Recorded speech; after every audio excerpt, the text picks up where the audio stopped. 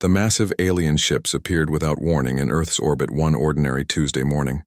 They were beautiful in a terrifying way, smooth black surfaces that absorbed light rather than reflected it, with pulsing blue lines tracing incomprehensible patterns across their hulls. Humanity's combined military forces scrambled to respond, but their most advanced weapons couldn't even scratch the visitors. Commander Olivia Daniels stood frozen at her control station on the Mars colony. Through the observation dome, she watched as more alien vessels materialized around the edges of the solar system. 20 years of military service hadn't prepared her for this moment. "Status report," she demanded, her voice steadier than her hands. Lieutenant Greg Parker looked up from his console, face pale. 17 vessels in Earth orbit, 32 more positioning themselves at regular intervals around the system boundary. They're not responding to any communication attempts. The Mars colony represented humanity's greatest achievement, a self-sustaining outpost with 10,000 inhabitants. From her command post, Olivia could see the agricultural domes where they grew their food, and the mining operations that supplied materials for the 3D manufacturing centers. All of it now seemed terribly fragile. "Any word from Earth Command?" she asked. Greg shook his head. "Communications are spotty. Too much interference." The main screen flickered to life without anyone activating it. A figure appeared, vaguely, humanoid but with grayish-blue skin stretched too tight over an elongated skull. Its eyes were large, solid black orbs that reflected the light like oil. "People of Earth and its colonies," the alien said in perfect English. "I am Ambassador Krell of the Galactic Council. We have observed your development for centuries." Olivia felt a chill run down her spine. "Centuries?" "The Council has reached a unanimous decision regarding your species," the ambassador continued. "You are deemed too unpredictable, too adaptable, and too aggressive to join galactic society." Murmurs broke out among the command staff. Olivia raised her hand for silence. "What exactly does that mean?" she asked the screen. The alien's expression didn't change. "It means quarantine, isolation, for the safety of all civilized species." Before Olivia could respond, alarms blared throughout the colony.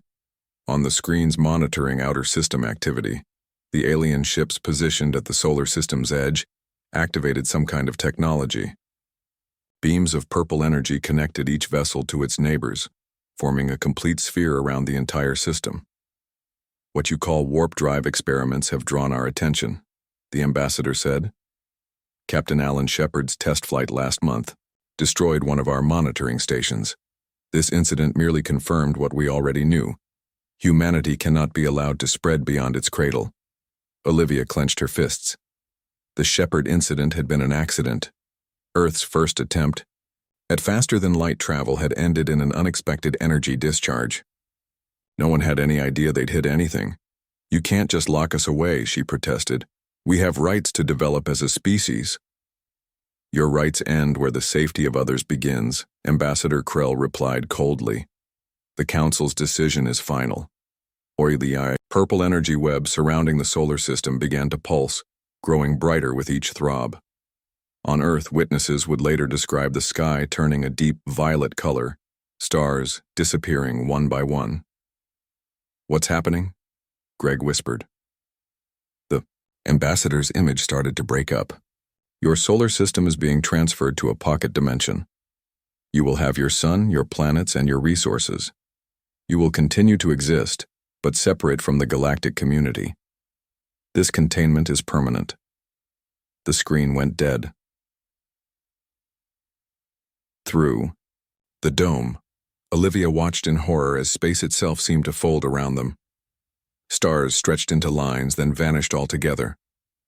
A wave of nausea hit everyone in the command center as reality twisted. Then, sudden silence. When they looked up, the stars were gone. Outside the dome was only darkness, broken by the light of their sun, which now seemed smaller and colder. "Get me Earth Command," Olivia ordered, fighting to keep her voice level. Communications gradually returned as systems recovered from the dimensional shift. Reports flooded in from Earth and the other colonies. Panic in the streets, governments in, emergency sessions, religious groups declaring the end times. 3 days later, Dr. Peter Collins arrived on Mars. As Earth's leading physicist specializing in dimensional theory, he'd been rushed to the colony to study the barrier firsthand. Olivia met him at the airlock. Collins was not what she had expected, a short, stocky man with thick glasses and messy brown hair. He looked like he hadn't slept in days. "Commander Daniels," he said, shaking her hand firmly. "I wish we were meeting under better circumstances." "Can you tell me what they did to us, Doctor?" she asked as they walked toward the science section. Collins ran a hand through his hair. "They've essentially placed our entire solar system inside a bubble of warped spacetime. We're still here in a physical sense, but no longer connected to the normal universe. Can we undo it? Not with current technology." He stopped walking and turned to face her. "But that doesn't mean it's impossible." In the following weeks, Earth descended into chaos. Nations accused each other of bringing this punishment upon humanity. Trade broke down. Food shortages led to riots. When the Mars colony refused to submit to emergency powers claimed by the United Earth government, sanctions followed. 6 months after the exile, the first interplanetary war began.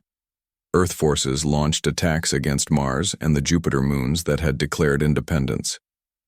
Millions died as habitats were damaged or destroyed. Olivia survived the initial assault on Mars, escaping with a small group of scientists, including Peter Collins, aboard a research vessel.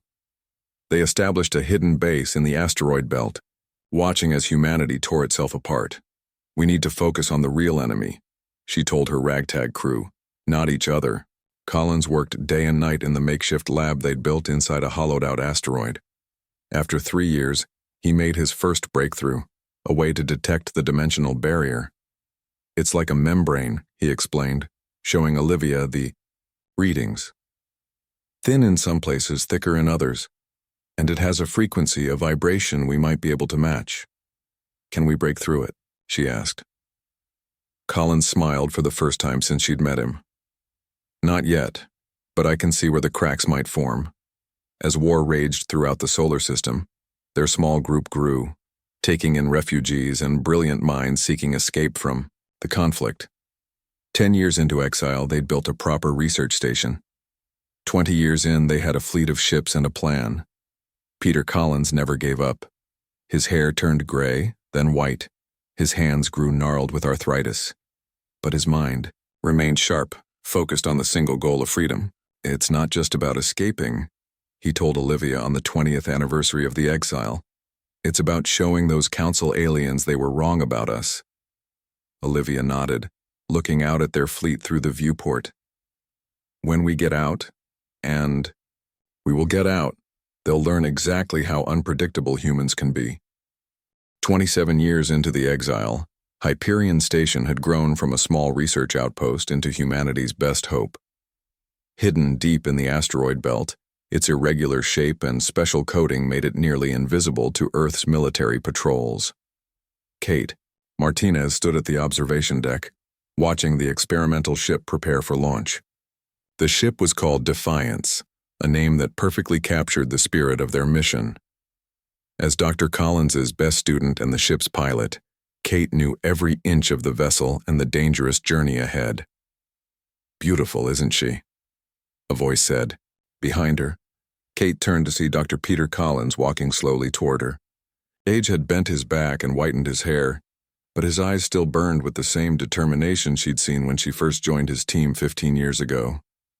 "The most beautiful thing I've ever seen," Kate agreed. "Are you sure the dimensional inverter will work?" Collins nodded.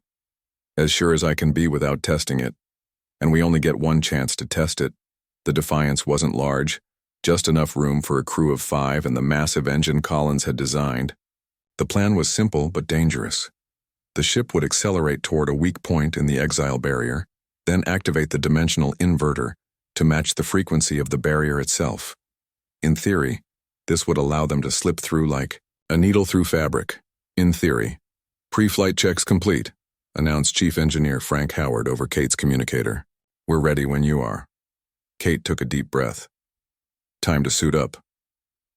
The 5 crew members gathered in the Defiance's small bridge.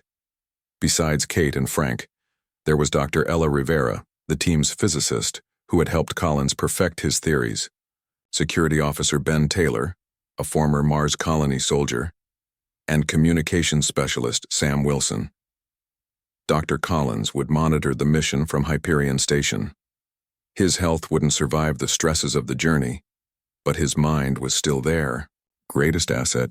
Remember, Collins told them through the video link, once you activate the inverter, you'll have exactly 47 seconds before the power core overloads. Either you're through the barrier by then, or he didn't need to finish.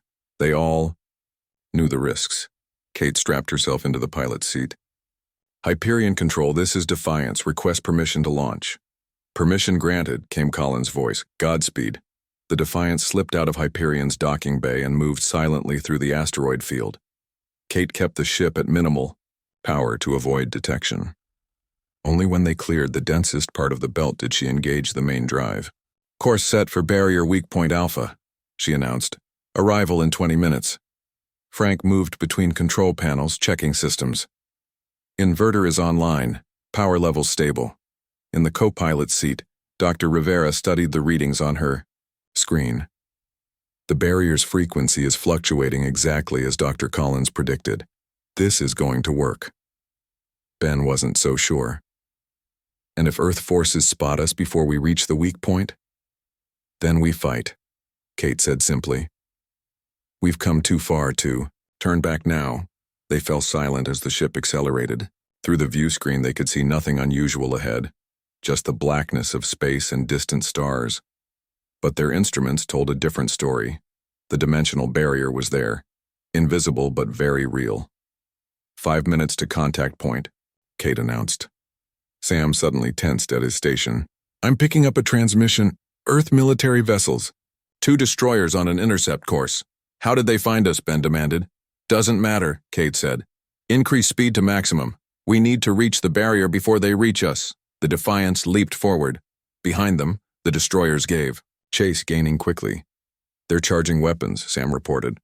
Frank looked up from his console. 2 minutes to barrier contact. It's going to be close. Everyone strap in, Kate ordered. This ride is about to get rough. The first shots from the destroyers missed, but not by much. The second volley clipped the Defiance's rear shield, sending vibrations through the hull. Shield at 60%, Frank called out. 1 minute to barrier, Kate said through gritted teeth. Another hit rocked the ship. Warning lights flashed across the control panels. Now or never, Kate said. Frank, start the inverter sequence. Frank punched commands into his console. The ship's lights dimmed as power diverted to the experimental drive. A low hum filled the bridge, quickly rising in pitch until it was almost painful. 30 seconds to barrier contact, Dr. Rivera announced. The destroyers fired again, this time a direct hit. Shields failing, Frank shouted over alarms. Hull, breach in Section 4. Sealing now. Kate could see the barrier on her instruments now. A wall of energy just ahead. Inverter status? Ready, Frank confirmed. But we've got damage to the power core. We won't get the full 47 seconds. How long? 20 seconds, maybe less. Kate nodded. It'll have to be enough. The Defiance raced toward the invisible barrier. The pursuing destroyers, perhaps sensing what was happening, increased. Their fire desperately. Barrier contact in 5, 4, 3, 2, 1. Rivera counted down. Kate hit the activation switch. Inverter now. The world seemed to stretch. Pain lanced through Kate's skull as reality itself warped around them. The ship shuddered violently. Metal screamed as the hull threatened to tear itself apart. Power core overloading, Frank shouted, but his voice sounded distant, distorted. 10 seconds left. Kate couldn't respond. The pain was too intense. Through blurring vision, she saw her hands elongating, then compressing back. The view screen showed impossible colors, shapes that shouldn't exist. Just as the hull began to buckle, there was a deafening silence followed by a blinding flash. Then, nothing. When Kate opened her eyes, the pain was gone. The bridge was dark except for emergency lighting. Her crew lay motionless in their seats. "Status report," she croaked. "Is everyone alive?" Groans answered her. One by one, they stirred. "Did we make it?" Ben asked weakly. Kate looked at her instruments, but most were offline. Then she turned to the view screen and gasped. Before them stretched open space, normal space, and in the distance the lights of what could only be an alien space station. "We did it," she whispered. "We're out." Frank checked his systems. "Power. Core is fried. Life support on backup. We've got maybe 6 hours." "The communication array?" Kate asked. Sam checked his station. "Damaged but functional. I'm picking up signals. Lots of them. Not human. Can you send a message?" "I think so. But who do I send it to?" Kate stared at the distant lights. "Broadcast on all frequencies. Tell them Earth has returned." While Sam worked, Dr. Rivera studied her readings. "Kate, look at this." On Rivera's screen was an analysis of nearby space. "These energy signatures. Someone's been mining asteroids in this region. Recently. So? The mineral composition matches our solar system. Kate, I think they've been harvesting resources from our system for centuries, even before the quarantine." Kate felt cold anger rising inside her. "So they didn't just exile us. They've been stealing from us too." As the Defiance drifted toward the alien station, its batteries slowly dying, Kate made a promise to herself. She would find a way back to Earth with this information. The exile wasn't just unfair, it was part of something much bigger, and humanity deserved to know the truth. 5 years after the Defiance's escape, humanity had established a hidden presence across Council space. Using Dr. Collins's technology, hundreds of ships had slipped through the dimensional barrier. These vessels operated from abandoned star systems and asteroid fields, always moving, never staying in one place long enough to be detected. Admiral Linda Hoffman stood on the bridge of her flagship, the Shadow. Once a decorated officer in the United Earth Navy, she had lost her family during the wars that followed the exile. Now she led humanity's growing resistance fleet. "Status report," she ordered, studying the holographic map before her. Her second in command, Captain Eric Nelson, stepped forward. "The mining operation on Taurus 7 is complete. We've gathered enough materials to build 2 more ships. The spy network reports no Council activity in this sector." Linda nodded. "And our agent on Calathar?" "Still in place. We should receive his report within the hour." Jack Reeves sat in a dimly lit corner of the rusty airlock, a bar on the swamp world of Calathar. The place catered to the galaxy's outcasts, smugglers, pirates, and others who lived on the edges of Council law. Perfect for gathering information. Jack looked human enough to blend in, though few species here had ever seen a real human.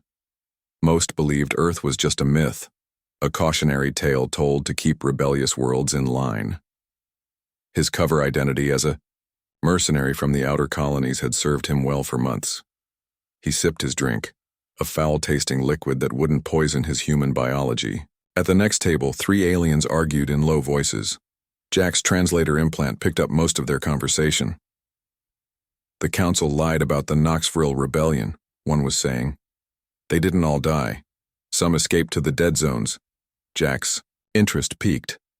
The Knoxville were mentioned in several intercepted Council communications. They were silicon-based life forms who had apparently resisted Council rule decades ago.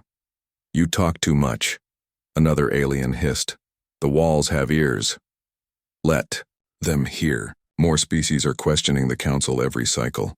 The Taurans are openly refusing to pay tribute now. The third alien, a massive creature with rough, bark-like skin, leaned forward. "I heard something bigger is happening. Something about an ancient species returning." Jack focused on keeping his expression neutral. Could they be talking about humans? The door swung open, letting in the planet's muggy air and a group of Council security forces. The bar fell silent. Jack turned away, pulling his hood lower. One officer stepped forward, scanning the room with 4 eyes. "We're looking for information about illegal salvage operations in Sector 12. Anyone with information will be rewarded." No one spoke. the officer continued. We also remind all citizens to report any unusual ship signatures. There have been unauthorized vessels detected recently. After the officers left, Jack finished his drink and slipped out the back door. In the alley behind the bar, he activated his secure communicator. Agent Reeves to Shadow. I need extraction. I found a lead on potential allies. 2 days later, Jack stood in Admiral Hoffman's office aboard the Shadow, reporting what he'd learned. The Knoxville weren't completely wiped out as the Council claims, he explained. And they weren't the only species to rebel. The Taurans have lost their homeworld to Council mining operations. Dozens of other species have been subjugated or displaced. Linda studied the star map. Where can we find these Knoxville survivors? The dead zones, Jack said. Regions of space the Council claims are uninhabitable due to radiation, but I think that's just another lie. Linda made her decision. Captain Nelson set course for the nearest dead zone. Jack, I want you to lead the contact team. The dead zone turned out to be a nebula filled with strange energy patterns that confused sensors. The Shadow navigated carefully through swirling clouds of purple gas. Inside the nebula, they discovered something unexpected, an entire hidden society. Artificial structures had been built throughout the nebula, using the energy fields as both power source and camouflage. Dozens of ships moved between these structures, none of them Council designs. We're being scanned, Nelson reported as they approached. A voice came through the communication system. It spoke in an odd musical language that the ship's computer took a moment to translate. Unknown. Vessel. You have entered dissident space. Identify yourself or be destroyed. Linda stepped forward. This is Admiral Linda Hoffman of Earth. We seek alliance against our common enemy. Silence followed, then. Earth? The quarantined world? Impossible. Very possible, Linda replied. And we're not alone anymore. They were escorted to a massive structure at the heart of the nebula. There, Jack and Linda met the leaders of what called themselves the Dissidents, a loose alliance of species who opposed Council rule. Kurlak, a Tauran resistance leader, towered over the humans. His species resembled Earth's ancient dinosaurs with scaled skin and powerful tails. So the legends are true. The exiled ones have returned. We were never gone, Linda said. Just imprisoned. Many believe your quarantine was a mercy, said another alien, a crystalline being that floated several inches above the ground. This was Salaxis, one of the surviving Knoxville. The Council destroys most species that challenge them. Why imprison Earth instead? Jack asked. Fear, Salaxis answered, crystal facets glinting. There are ancient prophecies from multiple species about the adaptive ones who would one day set the galaxy ablaze. Many believe these refer to humans. Linda raised an eyebrow. We're not looking to burn anything. We just want freedom. Freedom often requires fire, Kurlak rumbled. Your people aren't the first to be cast aside by the Council, but you might be the first with the will to do something about it. The meeting lasted hours. The humans learned that the dissidents had been fighting a shadow war against the Council for generations, with little success. The Council's technology and military might had always prevailed. But now we have something new, Linda told them. Our dimensional slip technology, ships that can appear anywhere, strike, and vanish. And we have something else. Information about how the Council really operates. She shared what Kate Martinez had discovered, that the Council had been harvesting resources from Earth's solar system long before the quarantine. The dissidents confirmed this was standard practice. The Council found resource-rich worlds, stripped them bare, then moved on, leaving ruined planets behind. Together we can stop them, Linda said. Humanity provides the technology. You provide the knowledge of Council space and resources. By the end of the meeting, the Alliance of Free Worlds was born. Their first target was Outpost Sigma-9, a small Council facility where, according to dissident intelligence, enslaved beings from various species were forced to process stolen resources. The attack would serve two purposes: liberating the slaves and capturing intact Council technology. As the joint fleet prepared for battle, Jack found himself working alongside Kurlak to plan the ground assault. Your people adapt quickly, the Toron observed. Most species take generations to accept new allies. Jack smiled grimly. When you've been exiled and left to die, you learn to take help where you can find it. The Council fears what they cannot control, Kerlak said. And they cannot control fire once it starts to spread. The attack on Outpost Sigma-9 would be the first real test of the new alliance. If successful, it would send a message throughout Council space. The galaxy was changing. The exiled were returning. And this time, they weren't alone. The attack on Outpost Sigma-9 changed everything. Alliance forces freed over 2,000 enslaved beings and captured valuable Council technology intact. Even more importantly, they recovered data that revealed a shocking truth. Earth's exile wasn't unique. Dozens of promising civilizations had been quarantined or destroyed over thousands of years. As the rebellion spread, Alliance Intelligence Officer Sophia West prepared for her most dangerous mission yet. She stood in the briefing room of the Shadow, studying the holographic layout of her target, the central archives on Zor Prima, the Council's capital world. "This is suicide," Jack Reeves said, leaning against the wall with his arms crossed. "No one has ever infiltrated Zor Prima and survived." Sophia adjusted her appearance in the mirror. The genetic modifications made her look like a Zorthak, grayish-blue skin, an elongated skull, and large black eyes. "Then I'll be the first." Admiral Hoffman entered the room. "The Council believes their archives are secure because no outsider can access them. But our dissident allies provided us with authentication codes from a high-ranking official. They'll get you in, but not out. You'll have 6 hours at most before they detect the intrusion." Sophia nodded. 6 hours is enough. If what we suspect is true, the entire galaxy needs to know. The next day, a small merchant vessel dropped out of hyperspace near Zor Prima.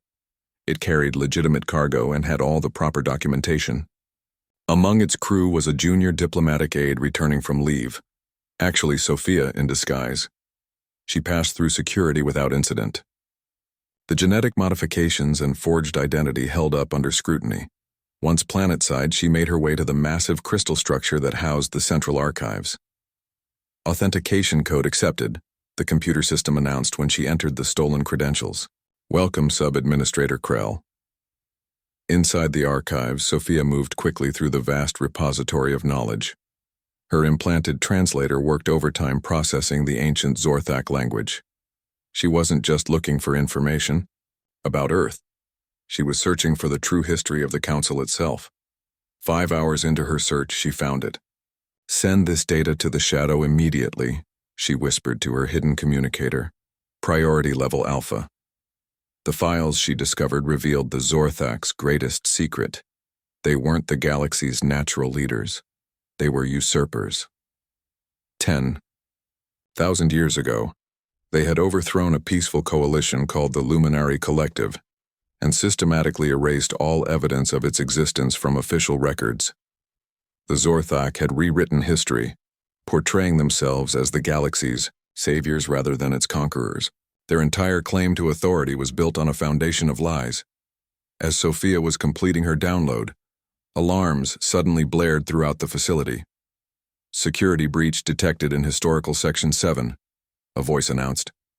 "All personnel initiate lockdown procedures." She had been discovered sooner than expected. Sophia grabbed the last data crystal and ran for the emergency exit. Guards blocked her path. She ducked into a side corridor searching for another way out. "The human agent is trapped," Admiral Hoffman said, watching the situation unfold through Sophia's hidden camera. "We need to extract her." Jack was already moving toward the hangar. "I'll take a slip ship. We can be in and out before they know what happened." "Too risky," Linda argued. "We can't expose our technology." "We can't leave her either," Jack shot back. Before they could decide, Sophia's voice came through the comm system. "Don't send rescue. The mission is complete. All data transmitted." Sounds of weapons fire followed. "They'll take me alive. They'll want to know how I got their codes." "Sophia," Linda began, "I knew the risks. The information is worth it. Now the galaxy will know the truth." The transmission cut off as Sophia was captured. Meanwhile, back on Earth, The dimensional barrier had begun to weaken. Dr. Ryan Bennett, who had taken over Peter Collins' work after the old scientist's death, stood in the observation room of Hyperion Station, watching the instruments with growing excitement. "The fluctuations are getting stronger," he told his team. "The Council's technology is degrading. Since Kate Martinez and the Defiance broke through 6 years earlier, more ships had followed, establishing a secret pipeline between Earth and free space. Information and technology flowed both ways. Earth's resistance fighters learned about Council weaknesses, while the Alliance received fresh troops and resources. Ryan studied the latest sensor readings. It's not just our barrier that's failing. Similar quarantines around other exiled worlds are showing the same pattern. His assistant, Amy Clark, looked up from her console. "How many worlds did they imprison?" "According to the data Sophia sent, at least 17 civilizations are currently in dimensional quarantine. Some have been trapped for thousands of years." Amy shook her head in disbelief. "Why contain them instead of destroying them?" "Power," Ryan said simply. "The energy required to maintain the barriers is harvested and used to power the Council's technology. They're literally feeding off the potential of other species." The door slid open, and Kate Martinez walked in. She had aged well in the years, since her historic flight, now serving as the primary liaison between Earth's resistance and the Outer Alliance. "The Council is getting desperate," she announced.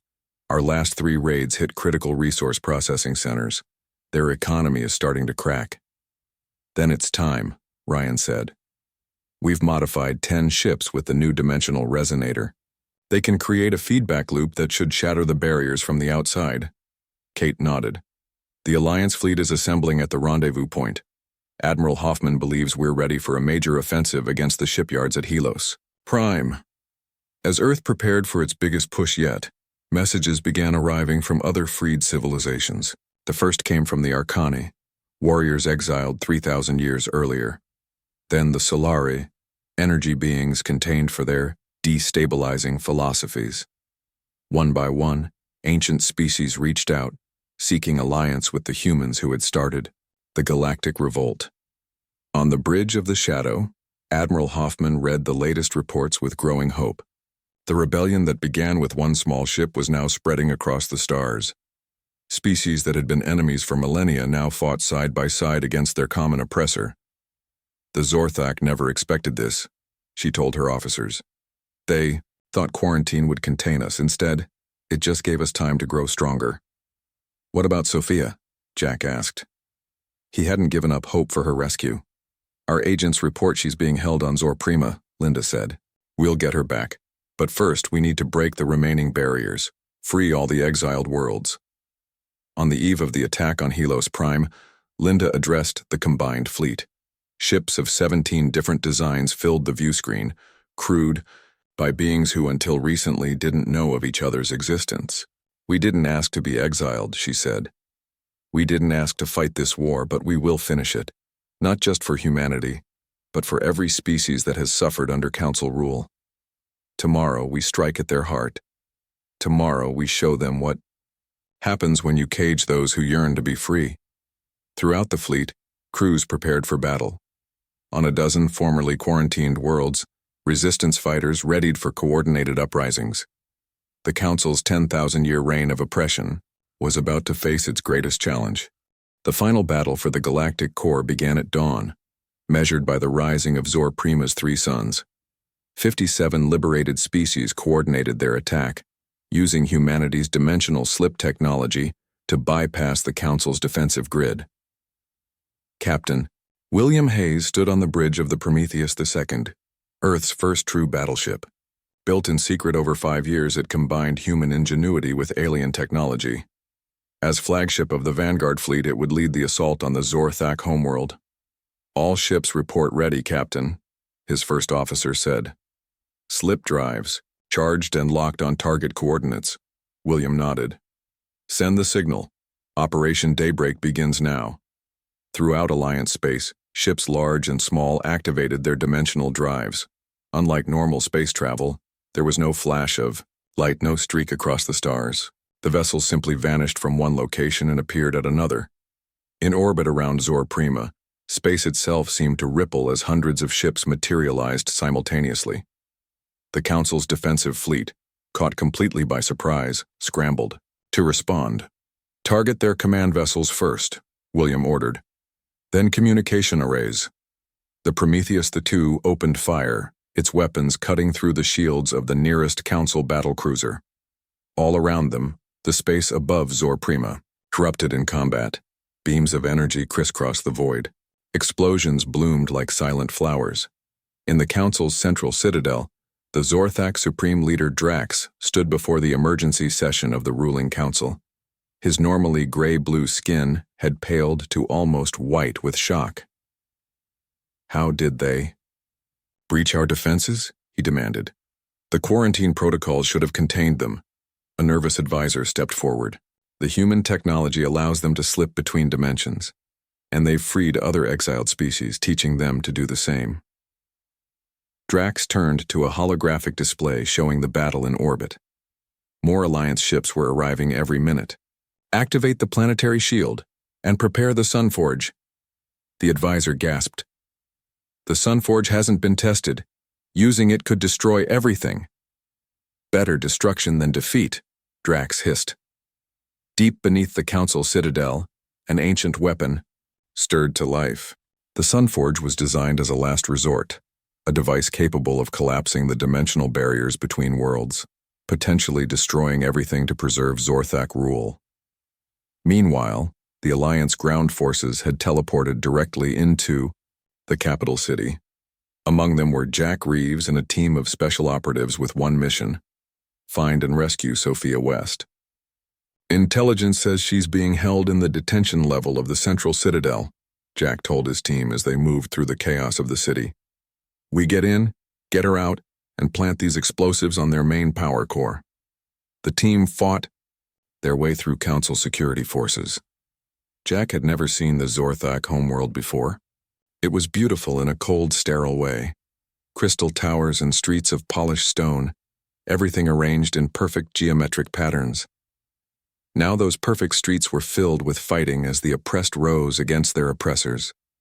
On the HFY Prometheus II, William received an urgent message from Admiral Hoffman.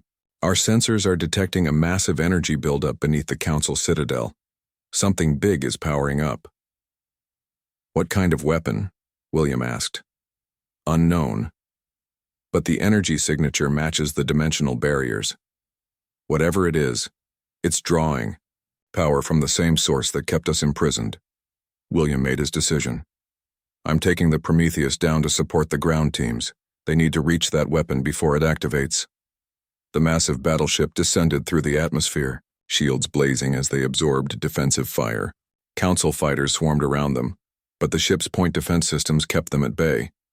Jack's team reached the central citadel just as the Prometheus roared overhead, providing cover fire. They fought their way to the detention level and found Sophia in a high-security cell. "Took you long enough," she said weakly as Jack disabled the energy field. Despite obvious signs of torture, her spirit remained unbroken. "Traffic was bad," Jack replied with a grin. "Can you walk?" Sophia nodded. "They've activated the Sunforge. We need to stop it." "The what?" "A superweapon. I learned about it in the archives. It can collapse all dimensional barriers at once." Jack's blood ran cold. "That would destroy every quarantined world." "Not just them," Sophia said grimly. "It could tear apart the fabric of space-time itself. The Zorthak would rather destroy everything than lose control." As they spoke, Supreme Leader Drax descended into the Sunforge chamber. The weapon's control system glowed with pulsing blue energy. He began the activation sequence, his hands moving across crystal controls. "In 10 minutes, the upstarts will be erased from existence," he told his guards. "The natural order will be restored." Jack, Sophia, and their team fought their way to the lower levels of the citadel. They could feel the building shaking as the Sunforge powered up. When they finally reached the weapon chamber, Drax was completing the final sequence. "Stop!" Jack shouted, weapons raised. Drax turned, showing no surprise.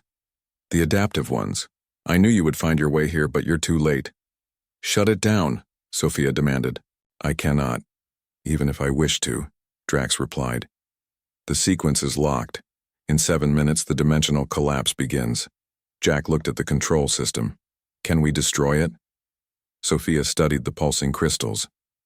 No, the energy would release all at once. Same result, just faster. Then what do we do? Sophia moved to the controls. Maybe we can't stop it, but we can change what it does. Her fingers moved over the crystal interface. Sometimes you have to set everything ablaze to build something better. What are you doing? Drax demanded. Reprogramming your weapon, Sophia answered. You designed it to collapse dimensional barriers. I'm reversing the polarity. Jack kept. His weapon trained on Drax and the guards. Will it work?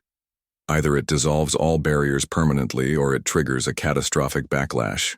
Either way, the Council's power ends today. With seconds remaining, Sophia executed her override sequence. The Sunforge's energy changed from blue to golden. Instead of collapsing inward, it expanded outward in a wave that spread throughout the galaxy. In orbit, William watched in awe as a golden wave passed harmlessly through his ship. What's happening? The dimensional barriers, his science officer reported. They're dissolving, all of them. Across the galaxy, quarantined worlds snapped back into normal space. Ships trapped between dimensions reappeared. Ancient species thought extinct returned. The wave reached Earth, washing over the solar system and dissolving the prison that had contained humanity for decades. For the first time in a generation, Earth's sky showed the true stars again. In the Yao aftermath, as representatives of over 200 species gathered on the neutral world of New Terra, the prophecy's true meaning became clear. Humanity hadn't set the galaxy ablaze through destruction, but through liberation, igniting a new era of cooperation and advancement. Admiral Hoffman, now serving as Earth's representative to the newly formed Galactic Alliance, stood beside leaders of formerly exiled civilizations as they signed the Charter of Free Worlds. The document began with words that would echo across the stars for millennia. No world shall ever again be exiled. No species shall ever again be abandoned. The galaxy belongs to all who inhabit it, now and forever. On Earth, children who had grown up never seeing the true night sky looked up in wonder at the stars. Stars they were now free to explore. In schools across the planet, teachers told the story of how humanity had been caged, how they had broken free, and how they had helped liberate the galaxy. It was not the end of struggle. The Zorthok and their closest allies retreated to the outer systems, bitter in defeat. New challenges would arise. But for the first time in 10,000 years, the peoples of the galaxy faced those challenges together. And if another threat ever rose to enslave the stars, they would remember what happens when you try to exile those who refuse to be forgotten.